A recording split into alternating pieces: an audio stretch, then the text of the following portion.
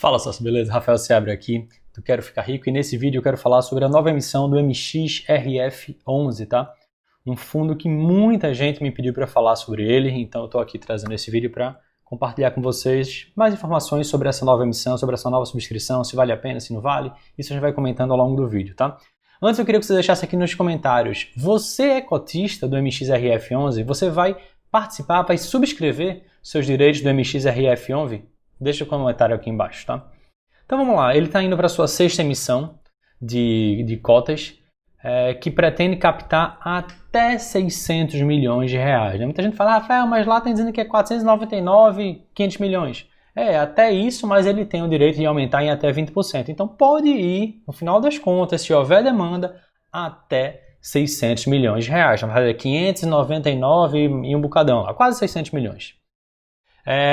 Para quem não, antes de falar especificamente sobre a emissão do MXRF11, eu preciso falar um pouquinho sobre o fundo, né? Para vocês entenderem o que é o fundo, como ele atua, como ele está funcionando agora, porque se ele fizer sentido agora, pode ser que com a nova emissão e a manutenção das políticas, as coisas continuem funcionando para vocês. Então o MXRF11, na verdade, é o Maxi Renda, esse é o nome do fundo, Maxi Renda, Fundos de Investimento Imobiliário, é um fundo da XP Assessment. E ele é um fundo, esse é um fundo bem curioso, na verdade. Tem poucos deles no mercado porque ele é um fundo híbrido, mas não híbrido em relação a dois setores imobiliários, como por exemplo o KNRI11, que ele tem lajes corporativas e galpões logísticas. Não. O MXRF11 ele é híbrido porque ele é tanto de papel quanto de tijolo. Ele é um fundo primordialmente de papel, de ativos financeiros atrelados ao mercado imobiliário, mas também tem imóveis de fato. Vou falar mais sobre isso ao longo do vídeo, tá? É um fundo que tem uma taxa de administração de 0,90% ao ano, mas o valor mensal mínimo tem que ser de 60 mil reais, com o tamanho do fundo já dá conta com essa taxa, então não tem sobretaxa em relação a isso, e que não tem taxa de performance. Isso na minha opinião, é algo bom para fundos de papel, que não acontece com outros fundos, mas não vou falar sobre isso agora. Mas em relação à taxa de administração e não ter taxa de performance, isso é um ponto bem positivo para o MXRF11.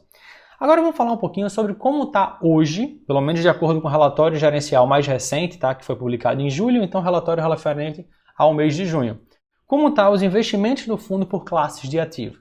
Hoje ele tem 83% em créditos imobiliários, primordialmente CRIs, 7% em imóveis de fato, mas aqui tem uma característica, dificilmente ele investe diretamente em imóveis, ele faz muito mais como permutas ou execução de recebíveis imobiliários. Quando eles investem no CRI e aquela empresa não dá conta de fazer os pagamentos, ele vai lá, executa e muitas vezes toma o imóvel que foi dado como garantia, que foi uma dação em pagamento, tá? Então, voltando lá, 83% em crédito imobiliário, 7% em imóveis de fato, 6% em outros fundos imobiliários e 4% em caixa. Essa é, pelo menos de acordo com o último relatório gerencial, a divisão dos ativos do fundo, tá? Então aqui você já sabe, então pela divisão já fica bem claro, ele é primordialmente um fundo de créditos imobiliários, apesar de ter imóveis também, mas uma parcela bem menor. E como estão os indexadores desse fundo? E aqui vem um ponto de alerta, tá? Primeiro eu vou falar sobre os indexadores, depois eu falo por que isso é um ponto de alerta. Então em relação aos percentuais dos CRIs, que é a maior parte do fundo, 62% estão atrelados a CDI mais uma taxa pré-fixada. Na minha opinião, isso é uma proporção muito alta em CDI, que está muito baixinho. 28% está atrelado a IPCA mais alguma coisa. Isso daqui geralmente é o que dá rentabilidade maior, porque é IPCA mais 6, mais 7 ou valores maiores, tá? E ele tem uma participação bem menor em IPCA. 7% em IGPM mais alguma coisa e 3% num percentual de CDI, que via de regra isso aqui é o que está em caixa. Aquele dinheiro que eles podem resgatar a qualquer momento, então não faz tanta diferença, tá? Geralmente rende muito pouquinho, mas é 3% só. Mas ainda assim, ele tem uma participação muito, muito grande em CDI mais alguma coisa. Isso, ao longo dos últimos meses, veio comprometendo a rentabilidade do fundo. Tanto é que no ano passado ele vinha pagando 9 centavos por cota, chegou em um momento, obviamente, excepcional a pagar 13 centavos por cota, mas agora já está pagando 7 centavos por cota. Então, inclusive, esse é um dos objetivos da nova emissão, é o quê? É ter condições de captar mais dinheiro para redistribuir, fazer novos investimentos, não só com percentuais maiores, CDI mais valores mais altos, mas também para balancear um pouco mais o fundo nessa parte de IPCA, para ter um IPCA mais 6%, mais 7%, para com isso conseguir aumentar a rentabilidade do fundo ou até manter, dependendo se eles estiverem queimando caixa, para poder manter a proporção atual, tá? E quais são os ativos-alvo? Isso daqui é muito importante também, pouca gente dá atenção quando está rolando uma nova emissão. O que é que eles pretendem adquirir nessa nova emissão? Eles já divulgaram isso também no último relatório. Então o objetivo deles é adquirir ativos atrelados a CDI mais 4,26%. Esse é um valor ok, vai dar um pouquinho mais de 6% ao ano. Também, isso aí em média, tá? Então, em média, CDI mais 4,26%, IPCA mais 6,41%. Isso aqui também é um valor bom, mas está um pouquinho abaixo de outros fundos recebíveis, que geralmente eles, na média, conseguem captar mais de 7% de IPCA, mas tudo bem, talvez o MXRF11 tenha um posicionamento mais conservador ou investe em CRIs que tem garantias mais fortes, de modo que, se por acaso ele rende um pouquinho menos, mas se o credor se o devedor não pagar, ele executa algum imóvel. Então isso aí faz sentido também. E IGPM mais 12%. Esse aí é um valor bem relevante, mas provavelmente deve ser uma participação bem menor. Deve ser alguma coisa bem pontual que eles devem estar de olho. Não deve ser uma coisa sustentável para se ter um aumento muito grande de carteira no longo prazo.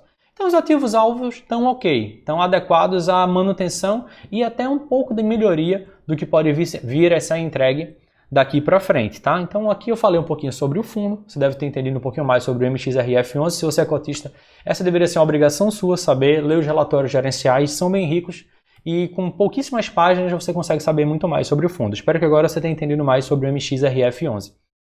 Feita essa introdução sobre o fundo, vamos dar uma olhada agora na emissão especificamente.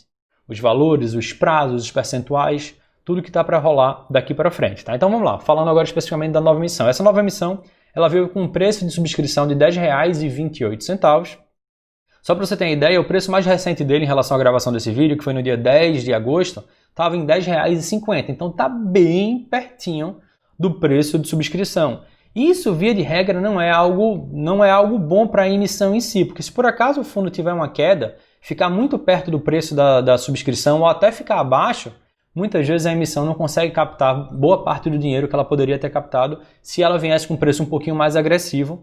Nesse ponto, talvez o fundo não tenha andado tão bem. Mas vamos ver como é que vai se desenrolar, tá? O percentual de subscrição vai ser de 40,95%. Isso significa que se você tem hoje 10 cotas, 100 cotas desse fundo, você vai ter direito a subscrever mais 40 cotas. Você aplica esse percentual sobre a quantidade de cotas que você tem e arredonda para baixo, tá? Porque 40,95 em relação a 100 cotas daria 40,95 cotas. Mas como arredonda para baixo, não é para cima, então daria direito só a 40 cotas. Esse é o percentual de subscrição. Quem tem direito a participar da subscrição é quem tinha esse fundo em carteira até o dia 3 de agosto. Se no dia 3 de agosto, dia 3/8, no fechamento desse dia, você tinha esse fundo de carteira, mesmo que você tenha vendido depois, você vai ter direito ao percentual de subscrição em relação às quantidades de cotas que você tinha lá no dia 3, tá? Você vendeu depois, não tem nenhum problema. Vendeu antes, você não vai ter direito. Se você comprou ele depois do dia 13, Rafael, eu comprei no dia 4, eu vou ter direito à subscrição? Não, você não vai ter direito à subscrição. Só quem tem direito à subscrição é quem tinha ele no dia 3 de agosto e a quantidade de cotas que você tinha lá no dia 3 de agosto. Também não bastava ter ele no dia 3 de agosto e ter comprado mais cotas ao longo do mês. O que vale é lá o dia 3 de agosto, dia 3/8. Essa é a data base para essa subscrição. Em relação aos direitos de subscrição, começou no dia 10 de agosto, foi no dia de ontem em relação à gravação desse vídeo, tá? Começou no dia 10 de agosto e vai até o dia 20 de agosto. Então você tem esse período para poder exercer os seus direitos de maneira total, parcial ou simplesmente abrir mão. Você pode abrir mão e dizer, não quero exercer meus direitos de subscrição, porque eu não tenho dinheiro ou porque eu não quero exercer por qualquer motivo. E aí você tem do dia 10 ao dia 20 para exercer o seu direito, para dizer quantas cotas você vai querer subscrever.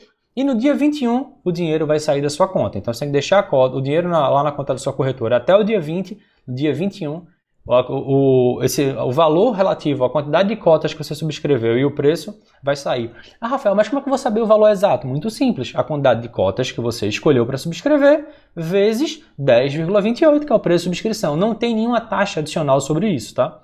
Então a liquidação é no dia 21. E aqui tem uma coisa bem curiosa, é que esse fundo ele permite, essa nova emissão do MXRF11 vai permitir a negociação de direitos. O que é que isso significa, Rafael? é que se você por acaso não quiser, você não quer exercer o seu direito de subscrição, você pode vender ele a uma outra pessoa. É exatamente isso. Você pode vender esse dinheiro direito como se tivesse um... Sabe o códigozinho do fundo, MXRF11? Você não sabe como vender ele? Pronto. Para você vender os direitos, você vai vender um código MXRF12. A grande questão é que o valor está bem baixinho, porque como o preço dele de mercado está muito próximo do preço de subscrição, as pessoas estão vendendo seus direitos a 7, 8, 9, 10 centavos por direito, tá? Então, você tem direito, sei lá, a 100 direitos de subscrição desse fundo. Você vender ele por 10 centavos, você vai ganhar 10 reais, tá? É importante você ficar atento sobre essa questão de venda de direito de subscrição, porque não existe uma definição sobre o pagamento de imposto de renda sobre ele. Se é 20%, se é 15%, se é sobre o total. Mas como assim? Ele é algo que você recebeu inteiro? Via de regra, as pessoas recomendam que você pague o imposto de renda sobre a totalidade do valor que você vendeu, porque você saiu. Ele chegou na sua mão por zero, você pode vender ele por qualquer preço. Então tudo que você ganhar é lucro nele, não tem isenção, não tem nada. Então fica atento a essa questão do imposto de renda. Essa negociação de direitos, para quem vende, pode complicar um pouquinho o imposto de renda. E se você não tem esse fundo, mas quer entrar nele, você pode comprar os direitos de uma outra pessoa. Você faz isso, vai lá, lança a ordem de compra, tá bem baratinho também. Para quem quer entrar no fundo, tá um preço bem aceitável. Compra os direitos e depois exerce o seu direito de subscrição. Você compra ele, depois de 2 dias, acho que são 2 dias, ele cai na sua conta, ele aparece lá para você, você exerce o direito e aí você vai ter o direito as cotas vão ser subscritas para você também. Esse período de negociação vai ser do dia 10 de agosto ao dia 18 de agosto. Ele termina 2 dias antes do direito de subscrição, que é de 10 a 20. Para quê? Para que ele tenha tempo de aparecer na sua conta e você exercer o seu direito, tá? Finalizou essa primeira parte da subscrição, o que é que vai acontecer com as sobras? Esse fundo ele vai ter 2 vertentes.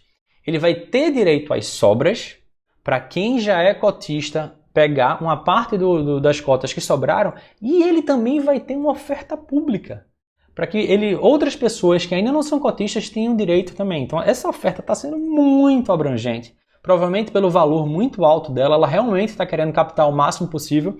Então vai ter um momento de sobras, que vai ser do dia 25 ao dia 28 de agosto. Então quem exercer seu direito de subscrição, se sobrar, e provavelmente vai sobrar, você vai ter direito a sobras também. E você pode exercer o seu direito de sobras de 25 a 28 de agosto e a liquidação das sobras vai ser no dia 31 de agosto. Em paralelo, vai rolar também a oferta pública, que vai do dia 25 de agosto até o dia 10 de setembro. Essa daí qualquer investidor pode participar. Só tem um detalhe.